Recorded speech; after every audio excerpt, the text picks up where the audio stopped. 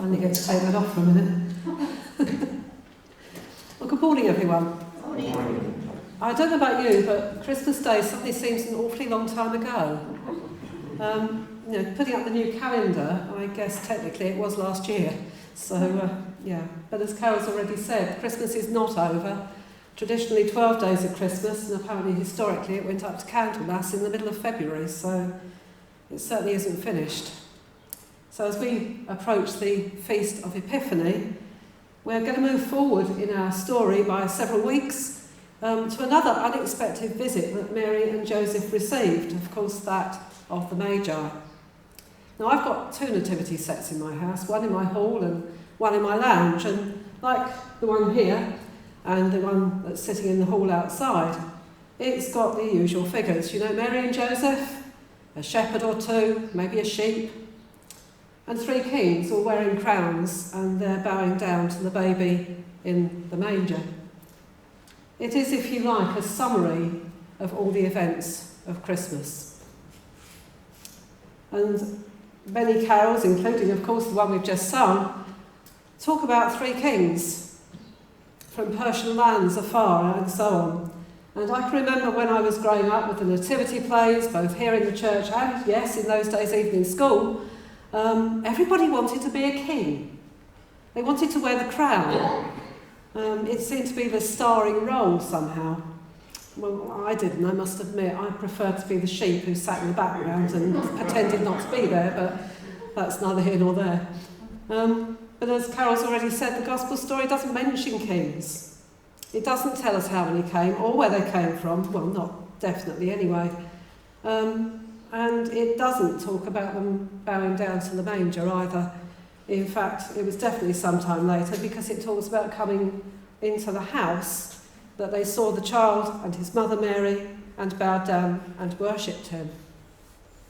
Everything we know about these mysterious visitors is contained in the passage that we've just read, recorded by Matthew in his Gospel. And it doesn't tell us they were kings. It doesn't tell us there were three. It tells us that they were Magi from the east. Now, of course, we're never going to know exactly who they were. I know there are some legends of them being Caspar, Balthazar, and I can't remember the other one, but that certainly is not from the Bible. It doesn't tell us for certain where they came from, and we're never going to know. But we do know they came from the east. And in Jesus' day, the east would normally be thought of as the area which today would be Iran and Iraq, which was Persia, Babylon, the place where they had been exiled. So it is likely, and certainly a very strong possibility, that this is where the Magi came from. Magi had existed for hundreds of years. In fact, if you go back to the time of the exile, Daniel himself, who wrote the book, was a Magi. Magi were very learned, educated men, the top of the education line, if you like. They would study science and philosophy, cultures, languages, maths and astrology. But not astrology simply as we think of it today, but astronomy too, the study of the stars.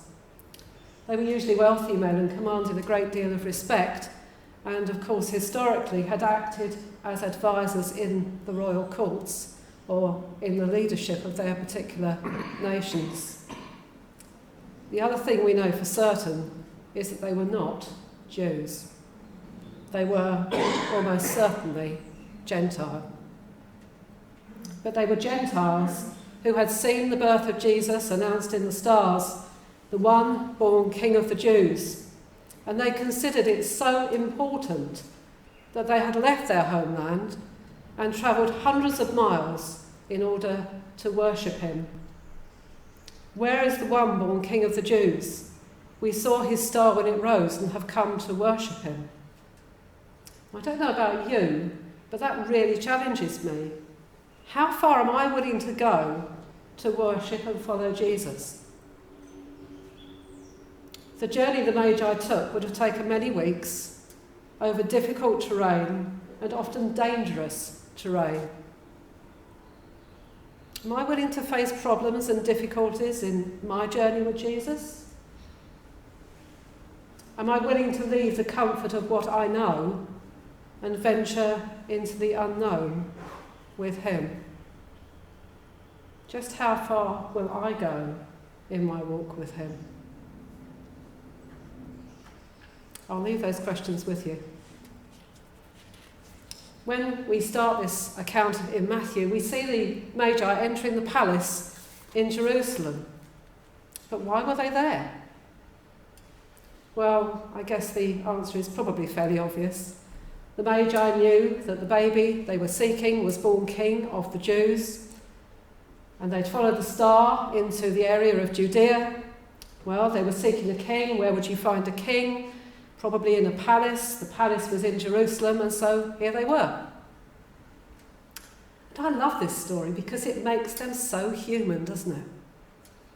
You see, it's only too easy to assume we can see where God is leading us, to second guess the next step. I can see God's leading me in this direction. I can see where we're going. Let's go down there.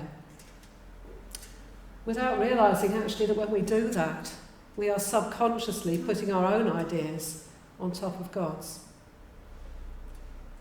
Now, most of you who know me will know that I ran a preschool playgroup here for, 20, 25 years. When the old building that used to stand on this site had to be demolished to make way for this, back in, I think it was 2008, 2009, I had to find new premises. Now, at the time, I was in talks with a local school who was looking for a nursery class to start within their premises. And for me at the time, it really felt as though that was where God was leading me. This was where it was all coming together. And I was convinced that I got it right. But I hadn't.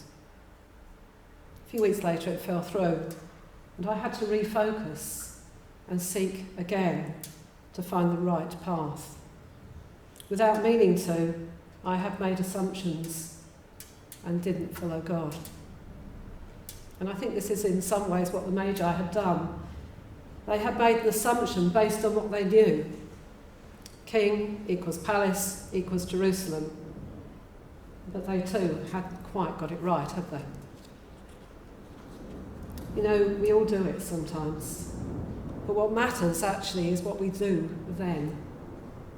It would have been only too easy, wouldn't it, for the Magi to have thought, well, I'm in the palace, there's no baby, I've got it wrong, let's turn round and go back home. But they didn't. Instead, they refocused and resought the star. And we read that when they saw the star, they were overjoyed and they carried on to Bethlehem. But I wonder how they felt when they entered the house and saw the baby.